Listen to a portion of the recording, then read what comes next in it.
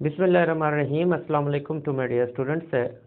उम्मीद करता हूँ कि तमाम स्टूडेंट्स खैरियत से होंगे और जो लोग मुझे देख रहे हैं वो तमाम सभी खैरियत से होंगे। आज हम लोग क्या करेंगे कि पिछले जितने हमारे लेक्चर्स थे वो एक्सरसाइज 1.1 और 1.2 के बारे में थे। पहले हम लोगों ने कुछ उससे रिलेटेड कुछ फंक्शंस और फंक्शन की जो टाइप्स थी उनको सीखा, उससे रिलेटेड कुछ क्वेश्चंस को किया था। आज हम लोग एक्सरसाइज 1.1 और 1.2 से रिलेटेड क्या करने जा रहे हैं, कुछ एमसीक्यूज लेंगे।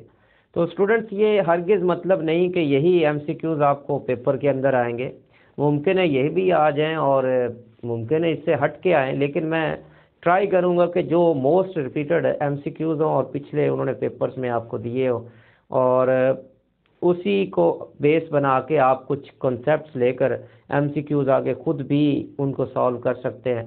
ये क्योंकि उसकी देखे वजह यह है कि अगर आपको कॉन्सेप्ट की समझ आ जाए, अगर वो स्टेटमेंट चेंज भी कर देता है तो उससे कोई फ़र्क नहीं पड़ना चाहिए। तो सिर्फ बात यह है कि आपको मतलब का पता होना चाहिए, स्टेटमेंट जो मर्जी हो। ठीक हो गया।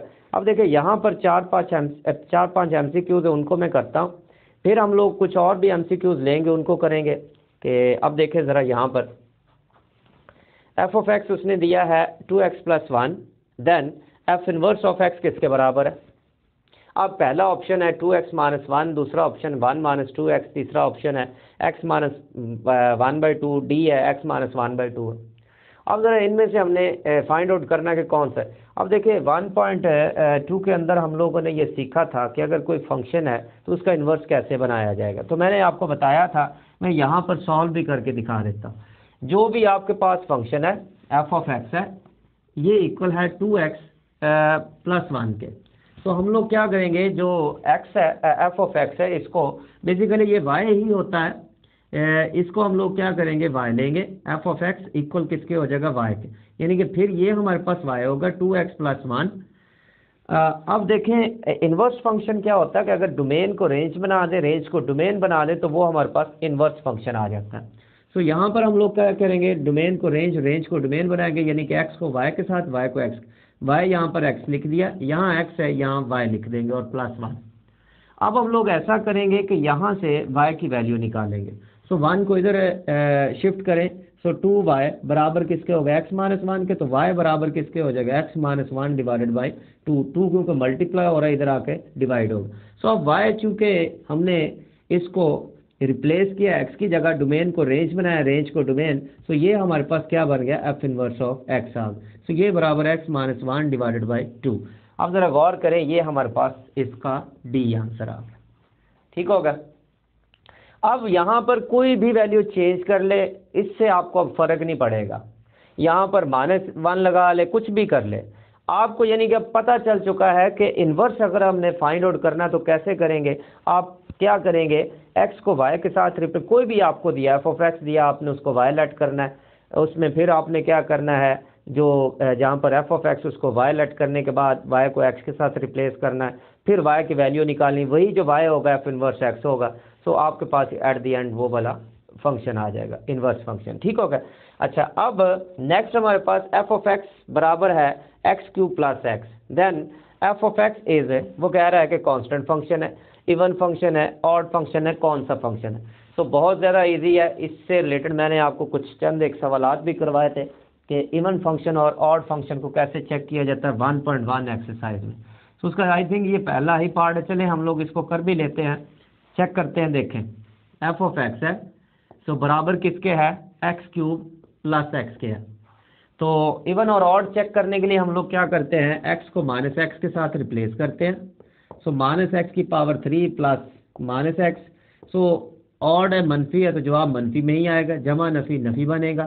सो माइनस इसमें से कॉमन निकाला, x³ + x आ गया। सो चेक करो, ये हमारे पास -f ऑफ x, यानी कि ये तो f ऑफ x था, ये जो दिया गया। तो अगर f ऑफ -x बराबर -f ऑफ x के आ जाए, तो ये हमारे पास क्या होता है, ऑड फंक्शंस होते हैं। ठीक हो गया। तो आप देखें ज़रा, उसने 3 ऑप्शंस दिए थे, कांस्टेंट, इवन, ऑड, तो मैं यहाँ पर ऑड पर लगाऊंगा। ठीक हो गया। इसी तरह नेक्स्ट हमारे पास थर्ड नंबर आ रहा है, if at least one vertical line meets the curve at more than 1 point, then curve is function होगी, नॉट फंक्शन। अच्छा तीसरी मैंने ऑप्शन तीसरी चौथी नहीं लिखी क्योंकि आपको सिर्फ समझना है कि कौन से ये इसका मतलब क्या है और किस तरह से इसको सॉल्व करना है। देखिए अगर कोई भी कर्व है आपने चेक करना हो कि आया कि ये फंक्शन भी है कि नहीं है, तो बड़ा आसान सा तरीका है। आप एक देखिए मैं आपको मिसाल देता हूँ फंक्शन चेक करने की। यहाँ पर एक कर्व ले, आप एक वर्टिकल लाइन ड्रा करें। अगर वर्टिकल लाइन किसी भी कर्व को एक से ज़्यादा पॉइंट से कट कर जाए ना, तो वो फंक्शन नहीं होता। अगर देखिए मैं एक और लेता हूँ, ये मेरे पास एक कर्व है, मैंने क्या किया एक वर्टिकल लाइन लिया।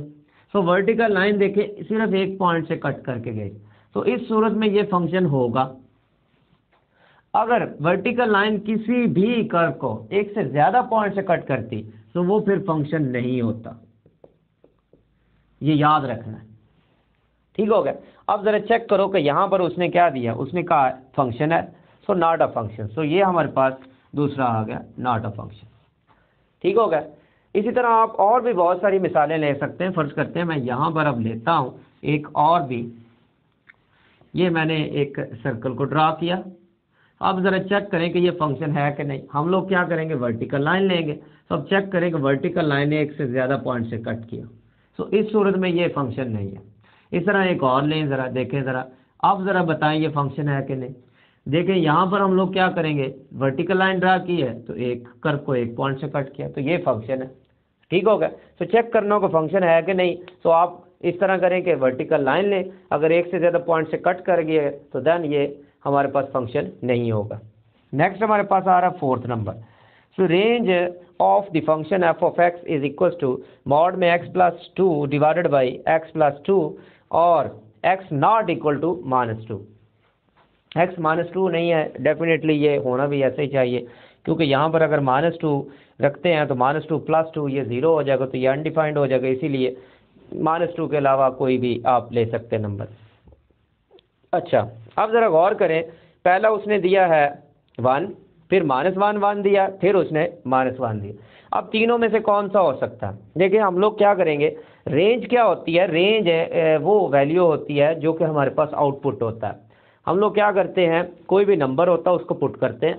अगर पुट करने के बाद हमारे पास जो वैल्यूज़ मिलती है, जो हमें नंबर मिलते हैं, उनको हम लोग कहते हैं ये इसकी रेंज है। अब देखें ज़रा, मैं जब फंक्शन को हल करने की कोशिश करता हूँ, ज़रा गौर करें। एफ ऑफ एक्स है, ये हमारे पास है मॉड में एक्स प्लस 2 है डिवाइडेड बाई एक्स प्लस 2 है। अब हम लोग क्या करते हैं, मॉड ख़त्म करते हैं। जब भी मॉड में कोई वैल्यू आती है वो पॉजिटिव नेगेटिव बन के आती है। तो ये आ गया positive negative x plus 2 divided by x plus 2। अब मैं क्या करता हूँ, एक मरतबा पॉजिटिव लेता हूँ और एक मरतबा नेगेटिव लूँगा।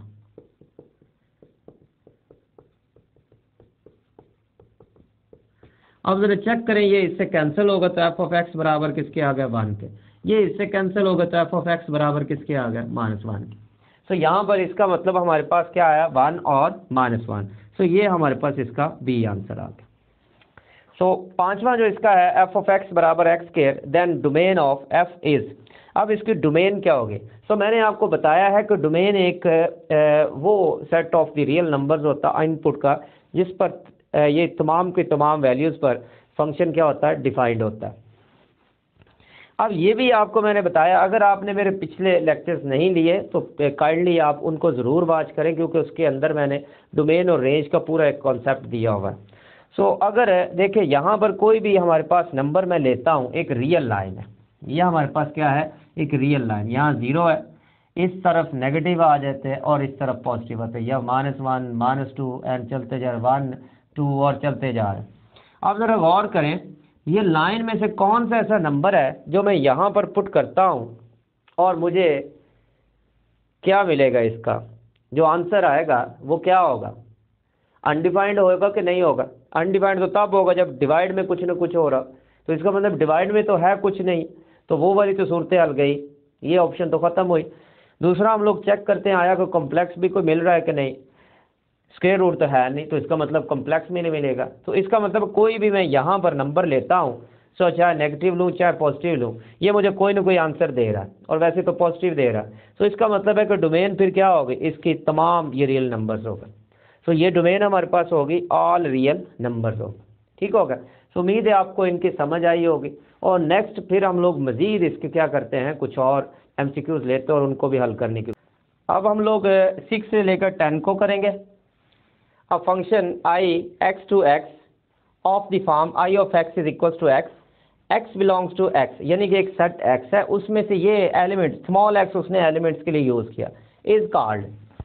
अब ये लीनियर फंक्शन होगा, कांस्टेंट फंक्शन होगा, या आइडेंटिटी फंक्शन होगा। तो लीनियर फंक्शन ऐसा फंक्शन होता है जो कि इस फॉर्म में होता है। So y is equal to ax plus b, यानी कि y is equal to 2x plus 5 कर लो। चलो, ये जो फंक्शन होता है जिसमें जो x और y होता है उसकी मैक्सिमम पावर जो होती है 1 होती है, उसको हम लोग कहते हैं ये लीनियर फंक्शन है। ठीक होगा।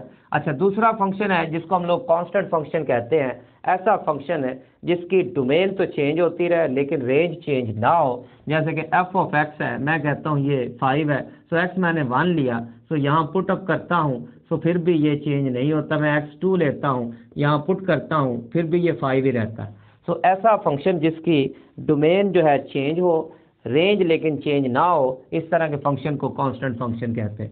सो लास्ट वन जो हमारे पास है वो आइडेंटिटी फंक्शन है।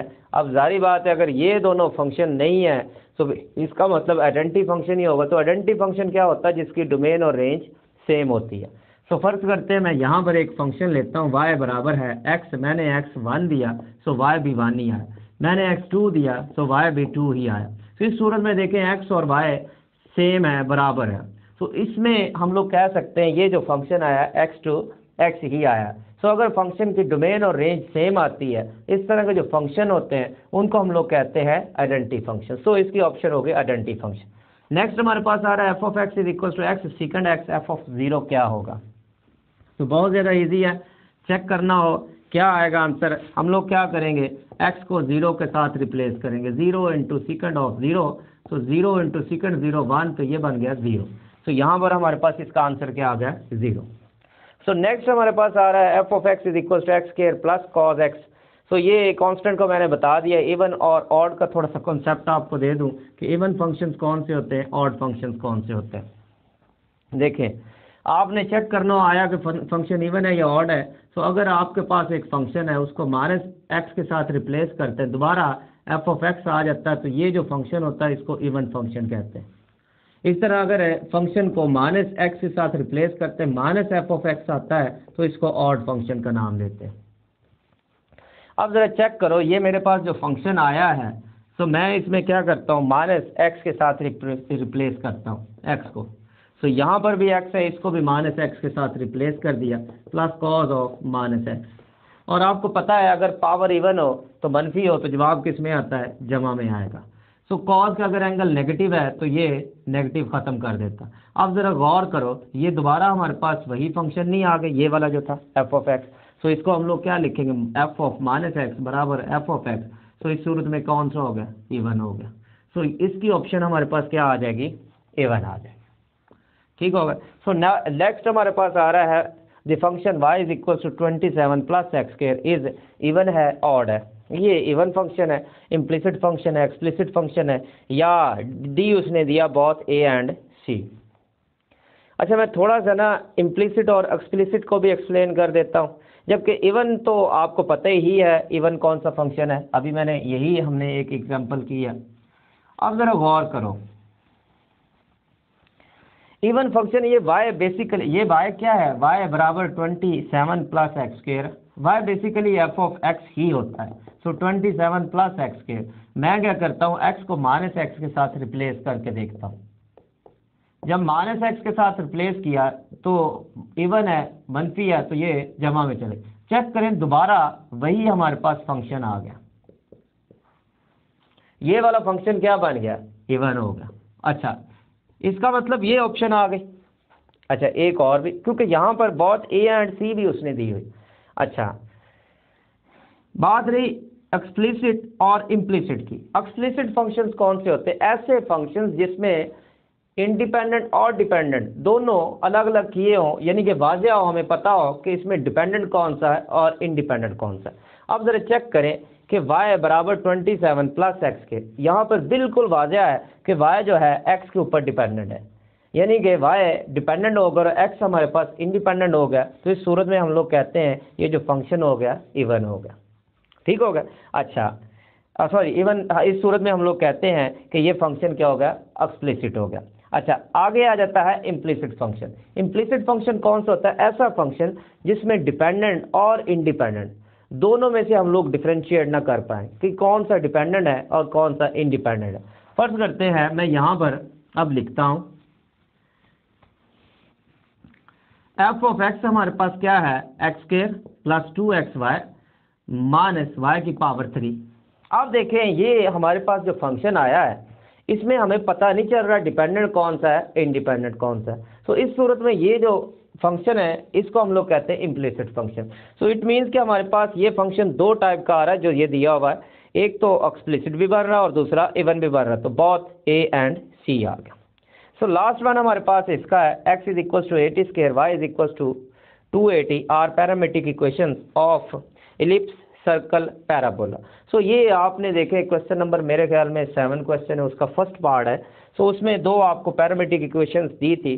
पैरामेट्रिक इक्वेशंस कौन सी होती है, ऐसी दो इक्वेशंस जिसमें दो डिफरेंट वेरिएबल्स एक ही वेरिएबल पर डिपेंडेंट होती है, तो वो हमारे पास पैरामेट्रिक इक्वेशंस बन जाती है। सो आप इनको सॉल्व कीजिएगा। ये आपके पास आया था y square is equal to 4ax, और ये जो हमारे पास इक्वेशन है इसको हम लोग कहते हैं पैराबोला की इक्वेशन होती है। ठीक होगा, आप इसको ड्रा कीजिएगा। सो आपको एक पैराबोला जो फिगर बना के देंगे, जबकि सर्कल जो होता है उसकी इक्वेशन हमारे पास ये होती है x square plus y square is equal to a square. इसी तरह जो एलिप्स होता है उसके भी हमारे पास कोई और इक्वेशन होती।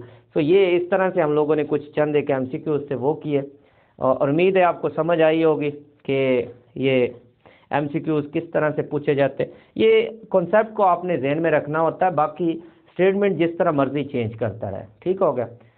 इंशाल्लाह हम लोग अब क्या करेंगे, नेक्स्ट लेक्चर जो आएगा उसमें हम लोग नेक्स्ट बाकी जो सारी इसकी MCQs होंगी उनको कवर करने की कोशिश करेंगे।